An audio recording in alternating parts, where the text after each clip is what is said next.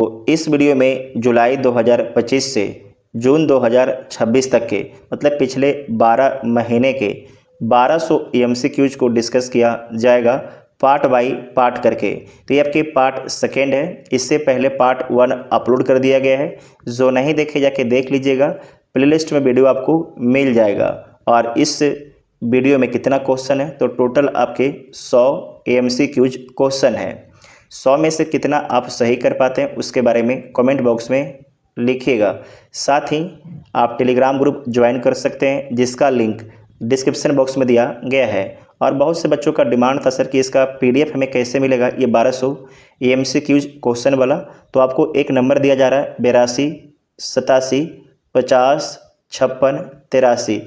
इस नंबर पर आप व्हाट्सएप करके ये 1200 एमसीक्यूज ले सकते हैं। और इससे पहले अपने चैनल के द्वारा 2500 प्रतियोगिता दर्पण का 1 लाइनर क्वेश्चन बनाया गया था डिटेल से, तो उसे भी आप जाके ले सकते हैं इसी नंबर से। तो आप लोग लेट नहीं कीजिए, जल्दी जाइए, जल्दी लीजिए, ठीक है। तो आइए देखते हैं पहला क्वेश्चन।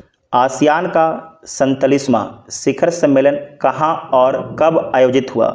तो आसियान का 47वां शिखर सम्मेलन कुआलालंपुर अक्टूबर 2025 में आयोजित किया गया है। कुआलालंपुर में हुआ है अक्टूबर 2025 में, इस बात को ध्यान में रखिएगा। नेक्स्ट है कि आसियान में शामिल होने वाला 11वां सदस्य देश कौन बना है? तो बना है तिमोर लेस्ते, जिसे ईस्ट तिमोर भी बोला जाता है। एससीओ शंघाई सहयोग संगठन का 25वां शिखर सम्मेलन कहाँ संपन्न हुआ है? तो ये संपन्न हुआ है तियानजिन चीन में। तियानजिन चीन में संपन्न हुआ है। पीएम मोदी ने एससीओ के दौरान कितने वर्ष के बाद चीन की यात्रा की? तो कितने वर्ष के बाद? तो 7 वर्ष के बाद प्रधानमंत्री मोदी जी के द्वारा चीन का यात्रा किया गया था। नेक्स्ट है कि एससीओ 2025 शिखर सम्मेलन की थीम क्या थी? तो इसका थीम है शंघाई भावना को कायम रखना। शंघाई भावना को कायम रखना, SCO on the move. Next है कि ब्रिक्स का 17वां शिखर सम्मेलन कहाँ और कब आयोजित हुआ? बहुत ही अच्छा सवाल है कि ब्रिक्स का 17वां शिखर सम्मेलन कहाँ और कब आयोजित हुआ? तो आपको ध्यान रखना है कि रियो डी जेनेरो में 6 से 7 जुलाई 2025 को ब्रिक्स का 17वां शिखर सम्मेलन हुआ था। नेक्स्ट है कि ब्रिक्स का आगामी 18वां शिखर सम्मेलन किस देश में होगा? तो ये कहाँ होगा? तो भारत में होगा। कहाँ होगा? भारत में होगा ब्रिक्स का आगामी 18वां शिखर सम्मेलन। नेक्स्ट है कि G7 का 51वां G7 का 51वां शिखर सम्मेलन 2025 में कहाँ आयोजित हुआ? तो ये कहाँ पर होता है? तो ये होता है काना नासिकस, कैलगरी, कनाडा में होता है, ठीक है।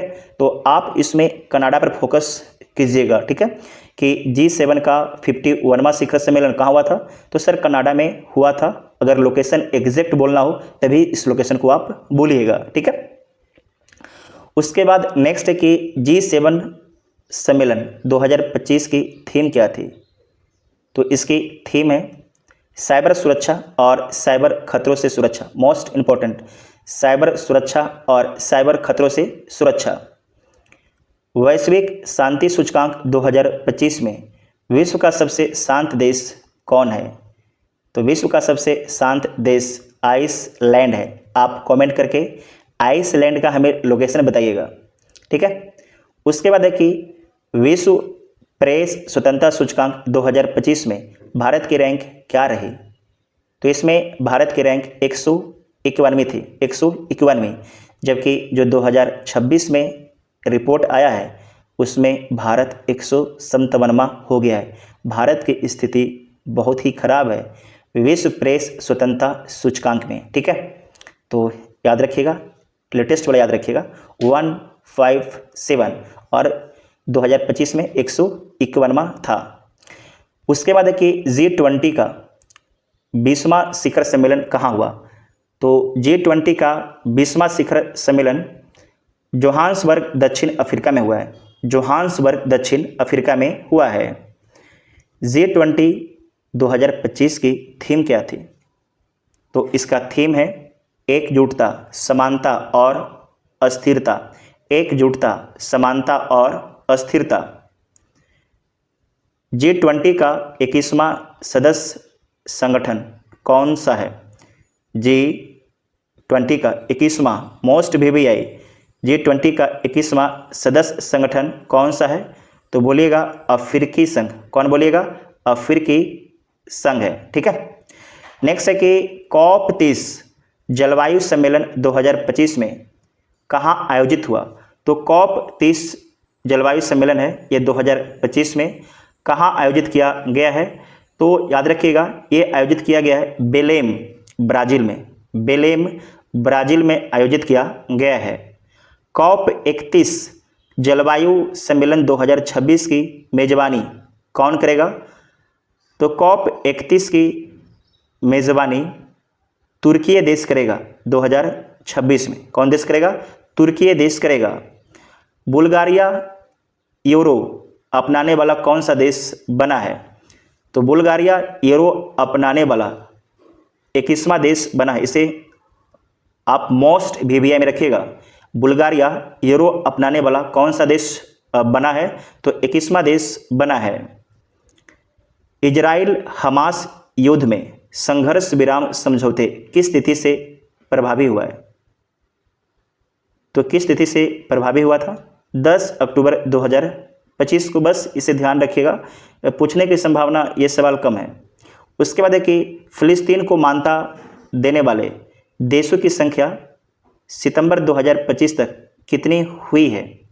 तो 157। ये मोस्ट VVI 157 देश जो है फिलिस्तीन को एक देश के रूप में मान्यता देते हैं। ऑपरेशन सिंधु क्यों चलाया गया? तो ऑपरेशन सिंधु जून 2025 में ईरान पर इजरायली हमलों के बाद भारतीयों को निकालने के लिए चलाया गया। ऑपरेशन सिंधु क्यों चलाया गया?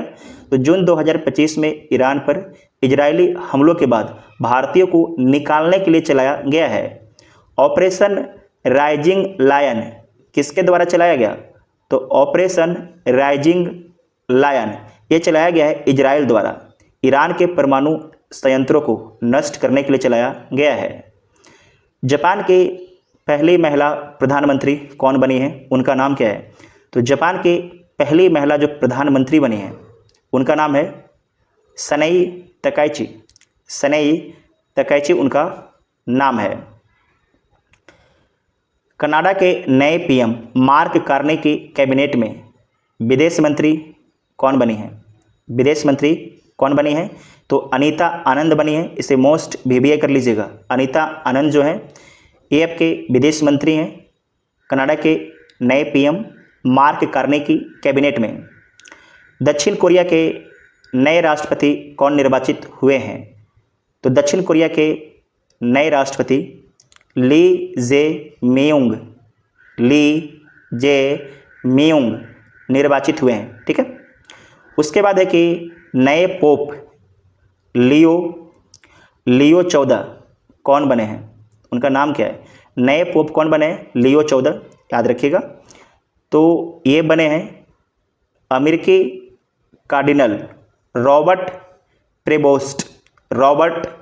प्रेबोस्ट बने हैं। तो इसका आंसर B हो जाएगा। नेक्स्ट है कि PM मोदी को नामीबिया ने किस सर्वोच्च सम्मान से नवाजा है? तो नवाजा गया है Order of the Most Ancient Welwitschia Mirabilis सम्मान से सम्मानित किया गया है। तो इसका आंसर C हो जाएगा। PM मोदी को ब्राज़ील के राष्ट्रपति ने किस सम्मान से नवाजा है? तो नवाजा गया है Grand Collar of the National Order of the Southern Cross से नवाजा है। याद रखिएगा, ये सब सवाल पूछ सकता है आपको मैच करने के लिए कौन से देश के द्वारा मोदी जी को कौन सा अवार्ड दिया गया है। उसके बाद है कि पीएम मोदी को अब तक कुल कितने अंतर्राष्ट्रीय सम्मान प्राप्त हो चुके हैं? तो अब तक प्रधानमंत्री मोदी को कुल 29 अंतर्राष्ट्रीय सम्मान प्राप्त हो चुके हैं और इसे आप एग्ज़ाम देने जाने से पहले चेक कर लीजिएगा, क्योंकि ये डाटा बढ़ भी सकता है। ठीक है, तो इसे आपको चेक करना है, इसे आप मार्क कर लीजिए, क्योंकि इसमें बढ़ोतरी भी हो सकता है। नेक्स्ट है कि WTO का, वर्ल्ड ट्रेड ऑर्गेनाइजेशन का 14वां मंत्री स्तरीय सम्मेलन कहाँ हुआ? तो ये कहाँ पर होता है? तो ये होता है याओंडे, कैमरून में। याओंडे में होता है, जो कहाँ है? कैमरून देश में है। वर्तमान में WTO के सदस्य देशों की संख्या कितना है? तो वर्तमान में जो WTO के सदस्य देश हैं, इनकी संख्या 166 है। इसे VVI कर लीजिएगा। नेक्स्ट है कि भ्रष्टाचार बोध सूचकांक 2026 में प्रथम स्थान पर कौन सा देश है? तो इसमें प्रथम स्थान पर डेनमार्क है, जिसका स्कोर 90 है। हेनले पासपोर्ट इंडेक्स 2026 में विश्व का सबसे शक्तिशाली पासपोर्ट किस देश का है? तो सिंगापुर का है। किसका है? सिंगापुर का है। तो जो हेनले पासपोर्ट इंडेक्स है, इसका भी हमेशा लेटेस्ट देख के जाइएगा, क्योंकि ये हर 3 महीना पर जारी होता है। 3 या 4 महीना पर जारी होता है, एक बार देख लीजिएगा। नेक्स्ट है कि हेनले पासपोर्ट इंडेक्स 2026 में भारतीय पासपोर्ट को कौन सा स्थान मिला है? तो इसमें जो भारत का पासपोर्ट है, इसे कौन सा स्थान दिया गया है? तो इसे दिया गया है आपके 75वां स्थान, 75वां। ठीक है, तो इसका आंसर सी हो जाएगा। नेक्स्ट है कि न्यू स्टार्ट संधि कब समाप्त हुई? तो न्यू स्टार्ट संधि जो है 5 फरवरी 2026 को समाप्त होता है। सिप्री 2025 के अनुसार 2021 से 25 के दौरान हथियारों का सबसे बड़ा आयातक देश कौन रहा है? तो हथियारों का सबसे बड़ा आयातक देश यूक्रेन रहता है। यूक्रेन की राजधानी कीव है। राष्ट्रपति का नाम क्या है? कमेंट बॉक्स में लिखिएगा। साथ ही जो यूक्रेन है, इसकी सीमा किन किन देशों से लगता है, ये सारी जानकारी लिखिएगा कमेंट बॉक्स में। सिप्री की रिपोर्ट के अनुसार हथियार निर्यात में विश्व का सबसे बड़ा देश कौन है? तो हथियार निर्यात में सबसे बड़ा देश अमेरिका है, जो पूरे दुनिया का 42% अकेले निर्यात करता है। भारत EU मुक्त व्यापार समझौते को क्या नाम दिया गया है? तो ये मुक्त व्यापार समझौता है, इसे नाम दिया गया है mother of all trade deals. Mother of all trade deals इसे बोला गया है। प्रधानमंत्री मोदी ने यूरोपीय परिषद के अध्यक्ष एंटोनियो कोस्टा को क्या उपनाम दिया है? तो इसे बोला गया लिस्बन का गांधी। जो एंटोनियो कोस्टा है, उन्हें बोला गया लिस्बन का गांधी। ये जो उपनाम है प्रधानमंत्री मोदी जी के द्वारा दिया गया है।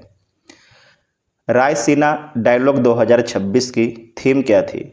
तो इसका थीम था संस्कारा, अभिकथन, सामंजस्य, उन्नति। तो इसका आंसर बी हो जाएगा। बांग्लादेश के नए प्रधानमंत्री कौन बने हैं? तो बांग्लादेश के नए प्रधानमंत्री बने हैं तारिक रहमान। तारिक रहमान खालिदा जिया के पुत्र हैं। नेपाल के नए प्रधानमंत्री बालेंद्र शाह की उम्र कितनी है? तो नेपाल के नए प्रधानमंत्री बने हैं जिनका नाम है बालेंद्र शाह, और इनकी उम्र कितना है? तो इनकी उम्र है 35 साल, 35 वर्ष इनकी उम्र है। नेक्स्ट है कि ISA इंटरनेशनल सोलर अलायंस का 100वां सदस्य देश कौन बना है? तो बना है पराग्वे। कौन बना है? पराग्वे बना है। भारत रूस 23वीं शिखर बैठक में द्विपक्षीय व्यापार 2030 तक कितना पहुंचाने का लक्ष्य है? तो $100 अरब पहुंचाने का लक्ष्य है। $100 अरब पहुंचाने का लक्ष्य रखा गया है। PM मोदी ने राष्ट्रपति पुतिन को किस पुस्तक का रूसी अनुवाद उपहार दिया है? तो श्रीमद् भागवत गीता का। ठीक है, इंपॉर्टेंट कर लीजिएगा इसको।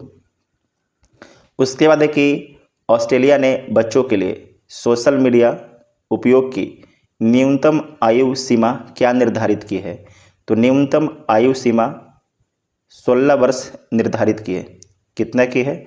16 वर्ष। उसके बाद है इब्सा। इब्सा की छठी शिखर बैठक कब और कहाँ संपन्न हुआ? तो इब्सा की छठी शिखर बैठक और ये कहाँ संपन्न होता है? तो ये संपन्न होता है, याद रखिएगा, पहले होता है 23 नवंबर 2025 को और जोहान्सबर्ग में होता है। इसमें इंडिया, ब्राज़ील और साउथ अफ्रीका मिलके इब्सा बनता है, ये इसके मेंबर हैं। पीएम मोदी को इथियोपिया के किस सर्वोच्च पुरस्कार से सम्मानित किया गया है? तो सम्मानित किया गया है ग्रेट ऑनर निशान ऑफ इथियोपिया से, ग्रेट ऑनर निशान ऑफ इथियोपिया से, ठीक है। उसके बाद है कि भारत ओमान CEPA व्यापक आर्थिक साझेदारी समझौता में ओमान ने भारत के कितने प्रतिशत उत्पादों पर शुल्क लगाया है? तो कितने प्रतिशत उत्पादों पर शुल्क लगाया है? तो 98.08% उत्पादों पर शुल्क लगाया गया है, ठीक है। तो इसका आंसर सी हो जाएगा। उसके बाद आइएगा कि वर्ल्ड हैप्पीनेस इंडेक्स 2026 में लगातार 9वें वर्ष सबसे खुशहाल देश कौन है? तो सबसे खुशहाल देश आपके फिनलैंड है। 9वां बार जब 9वां बार ये रैंकिंग जारी किया गया तो पहला स्थान पर फिनलैंड ही रहा है वर्ल्ड हैप्पीनेस इंडेक्स में। वर्ल्ड हैप्पीनेस इंडेक्स 2026 में भारत को कौन सा स्थान मिला है? तो इसमें भारत को 116वां स्थान मिला है, 116वां स्थान दिया गया है। उसके बाद है कि वर्ष 2025 में भारतीय अर्थव्यवस्था विश्व में कौन से स्थान पर पहुंची है? ध्यान रखिएगा, यहाँ पर 2025 का बात है तो इसमें चौथा स्थान पर हो जाएगा, जबकि 2026 में जो भारत की अर्थव्यवस्था है वो 6वां स्थान पर है। किस स्थान पर है? वो 6वां स्थान पर है 2026 में। इसे ध्यान से नोट कर लीजिएगा। भारत ने किस देश को पीछे छोड़कर विश्व की चौथी बड़ी अर्थव्यवस्था का दर्जा पाया है? तो किसे पीछे छोड़ दिया था? जापान को पीछे छोड़ दिया था, लेकिन जापान फिर से हमसे आगे निकल गया है, ध्यान में रखिएगा। इंटरनेशनल मॉनेटरी फंड के अनुसार 2025-26 के लिए भारत की अनुमानित GDP कितनी है? तो भारत की अनुमानित GDP 4.18 ट्रिलियन डॉलर है, तो इसका आंसर बी हो जाएगा। वित्तीय वर्ष 2024-25 में भारत की GDP वृद्धि दर कितनी अनुमानित की गई है? तो कितनी अनुमानित की गई है? तो 6.5% की 2024-25 में भारत की GDP वृद्धि दर कितना अनुमानित है? तो 6.5% अनुमानित किया गया है। भारत में राष्ट्रीय आय और GDP के अंतिम अनुमान कौन जारी करता है? भारत में राष्ट्रीय आय और GDP के अंतिम अनुमान कौन जारी करता है? तो ये जारी किया जाता है राष्ट्रीय सांख्यिकी कार्यालय के द्वारा, राष्ट्रीय सांख्यिकी कार्यालय के द्वारा जारी किया जाता है। रबी विपणन वर्ष 2026-27 के लिए गेहूं का नया MSP क्या है? तो गेहूं का जो नया MSP था 2585 रुपया प्रति क्विंटल था।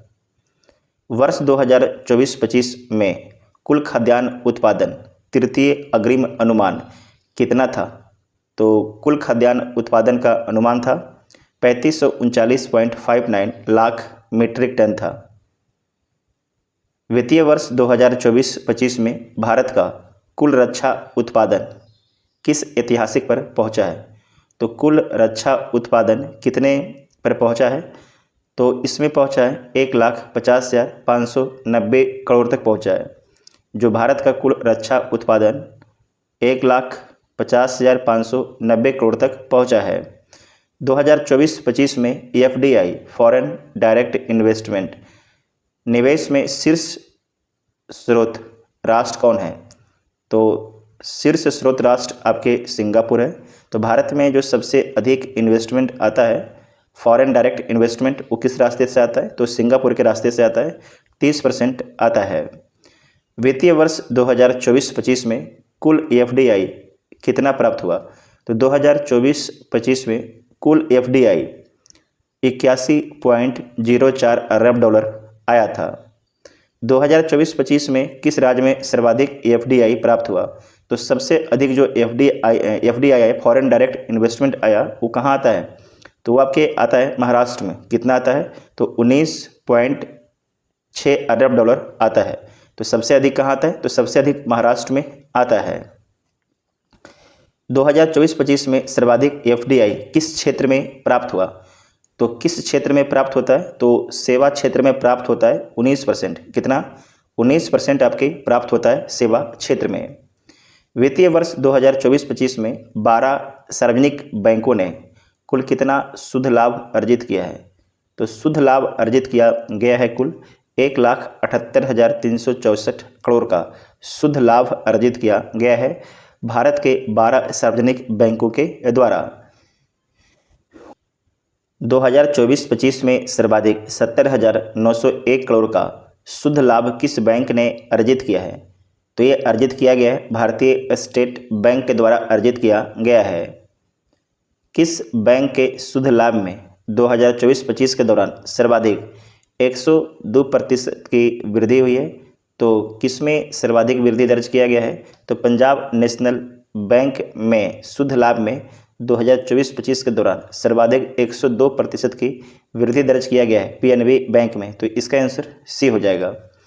नेक्स्ट है कि RBI ने वित्तीय वर्ष 2024-25 के लिए सरकार को कितना रिकॉर्ड लाभांश दिया है, तो कितना दिया है, 2,68,590 करोड़ रुपया सरकार को शुद्ध लाभांश दिया गया है RBI के द्वारा। उसके बाद है कि RBI के गवर्नर और MPC के अध्यक्ष कौन हैं, तो RBI के जो गवर्नर हैं संजय मल्होत्रा हैं और यही MPC के अध्यक्ष भी हैं। तो इसका आंसर बी हो जाएगा, इसका आंसर बी हो जाएगा। GST काउंसिल की 56वीं बैठक में कर स्लैब को 4 से घटाकर कितने किए गए हैं, तो 4 से घटाकर 2 मुख्य स्लैब किया गया है, 5% और 18% किया गया है।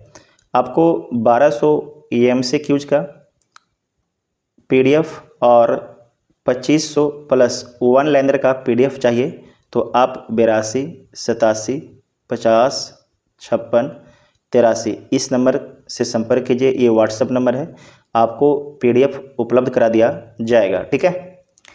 नेक्स्ट है कि भारत UK CETA पर हस्ताक्षर कब हुआ, तो भारत UK CETA पर हस्ताक्षर कब होता है, तो ये होता है 24 जुलाई 2025 को। CETA का फुल फॉर्म क्या होता है, तो comprehensive economic and trade agreement होता है। CETA के तहत भारत के कितने प्रतिशत निर्यात यूरोप में शुल्क मुक्त होंगे, तो भारत के 99% निर्यात शुल्क मुक्त होंगे। किसके तहत, तो CETA के तहत, comprehensive economic and trade agreement के तहत। उसके बाद है कि EFTA देशों के साथ भारत का TEPA समझौता कब से लागू हुआ, तो पहले समझिए इसका फुल फॉर्म EFTA, तो इसका फुल फॉर्म होता है European Free Trade Association, European Free Trade Association और Trade and Economic Partnership Agreement समझौता कब से लागू होगा, तो ये लागू होगा 1 अक्टूबर 2025 से, 1 अक्टूबर 2025 से लागू होगा। नेक्स्ट है कि EFTA में कितने देश शामिल हैं, तो यूरोपियन फ्री ट्रेड एसोसिएशन में कुल 4 देश शामिल हैं, कुल 4 देश शामिल हैं। उसके बाद है कि एम्प्लॉयज़ प्रोविडेंट फंड ऑर्गेनाइजेशन ने 2025-26 के लिए EPF जमाओं पर कितना ब्याज बरकरार रखा है, तो कितना ब्याज बरकरार रखा है, तो 8.25%, 8.25%। 16वें वित्त आयोग ने केंद्रीय करों के विभाज्य पूल में केंद्रीय करों के विभाज्य पूल में राज्यों का हिस्सा कितना रखने की सिफारिश की है? तो 41% रखने की सिफारिश की है। विभाज्य पूल में सर्वाधिक हिस्सेदारी वाला राज्य कौन सा है? तो सर्वाधिक हिस्सेदारी वाला राज्य उत्तर प्रदेश है, 17.62% है। केंद्रीय बजट 2026-27 का कुल आकार कितना है? तो जो आपके 26-27 का बजट पेश किया गया है वो कितने का है? 53.47 लाख करोड़ का है। 53.47 लाख करोड़ का है। बजट 2026-27 में राजकोषीय घाटा जीडीपी के कितने प्रतिशत पर सीमित रखने का लक्ष्य है? तो 4.3% पर सीमित रखने का लक्ष्य है। तो इसका आंसर सी हो जाएगा। ठीक है। नेक्स्ट है कि बजट 2026-27 में सेमीकंडक्टर मिशन 2.0 के लिए कितनी राशि आवंटित की गई है? तो 40,000 करोड़ रुपया आवंटित किया गया है। नई कर व्यवस्था के तहत कितनी आय तक प्रभावी रूप से कोई कर दे नहीं होगा? तो 12.75 लाख तक कोई भी कर देना नहीं है। आयकर की अधिकतम दर 30% किस आय से ऊपर लागू होती है?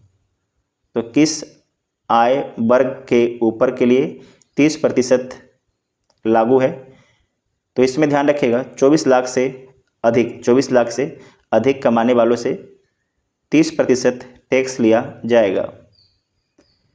सबका बीमा सबकी रक्षा विधेयक 2025 के अनुसार बीमा क्षेत्र में एफडीआई की सीमा कितनी की गई है?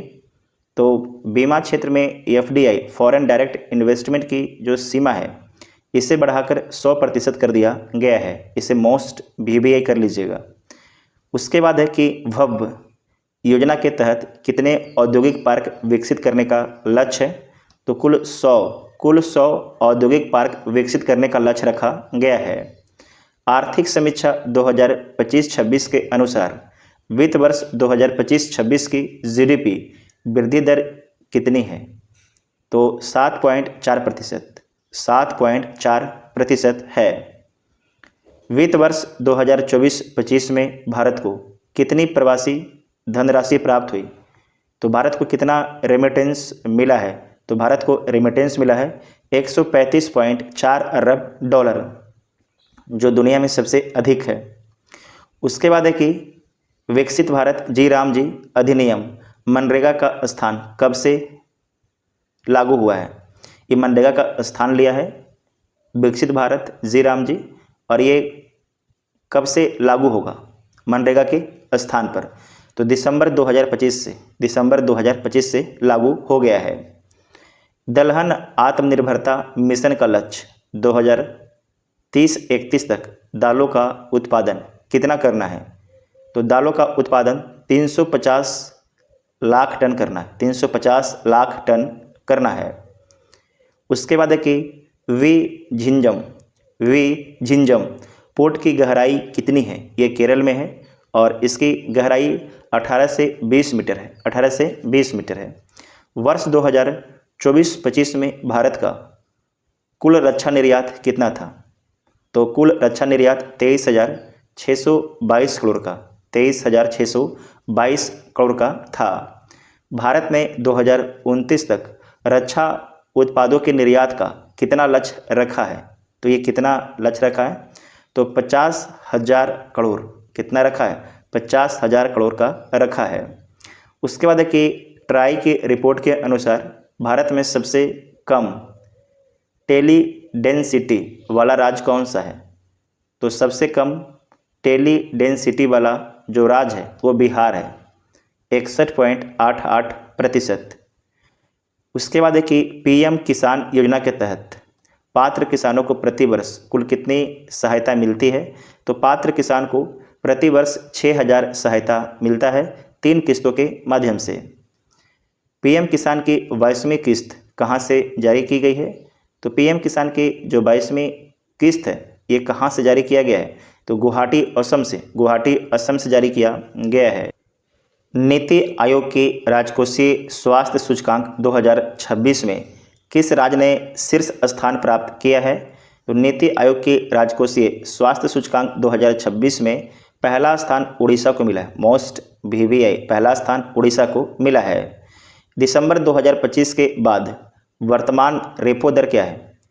तो जो वर्तमान रेपो दर है 5.25% है, 5.25% है। 16वें वित्त आयोग के अध्यक्ष कौन है? तो 16वें वित्त आयोग के अध्यक्ष अरविंद पनगड़िया हैं। अरविंद पनगड़िया 16वें वित्त आयोग के अध्यक्ष हैं। 16वें वित्त आयोग की सिफारिश किस अवधि के लिए लागू होगी? तो मोस्ट VVI कर लीजिएगा। ये लागू होगा 2026-27 से 2030-31 तक। मोस्ट VVI 2026-27 से 2030-31 तक लागू होगा। भारत में नारियल उत्पादन के मामले में विश्व में प्रथम स्थान पर कौन है? तो भारत में नारियल उत्पादन के मामले में विश्व में प्रथम स्थान पर कौन है?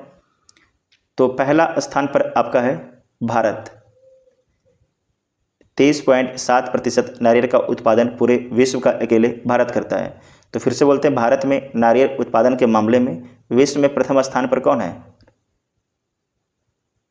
नेक्स्ट है कि नारियल उत्पादन के मामले में विश्व में प्रथम स्थान पर कौन है? तो नारियल उत्पादन के मामले में विश्व में प्रथम स्थान पर भारत है। 30.7% नारियल का उत्पादन भारत में किया जाता है।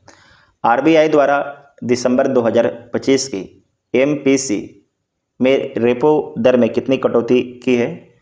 तो रेपो रेट में कितना कटौती किया गया है? तो याद रखिएगा 0.25% की कटौती किया गया है। तो इसका आंसर B हो जाएगा। आर्थिक समीक्षा 2025-26 किसके निर्देशन में तैयार की गई है? तो ये तैयार किया गया है V अनंत नागेश्वरन के निर्देशन में। मोस्ट VVI है, V अनंत नागेश्वरन के निर्देशन में तैयार किया गया है। उसके बाद है कि GST स्वास्थ्य और जीवन बीमा पॉलिसी के प्रीमियम पर अब कितनी दर है? तो इस पर जो अब दर निर्धारित किया गया है वो 0 कितना प्रतिशत? 0% कि GST स्वास्थ्य और जीवन बीमा पॉलिसियों के प्रीमियम पर अब कितनी दर है? तो 0 दर है। कितना दर है? 0 दर है। ये बात ध्यान में रखिएगा।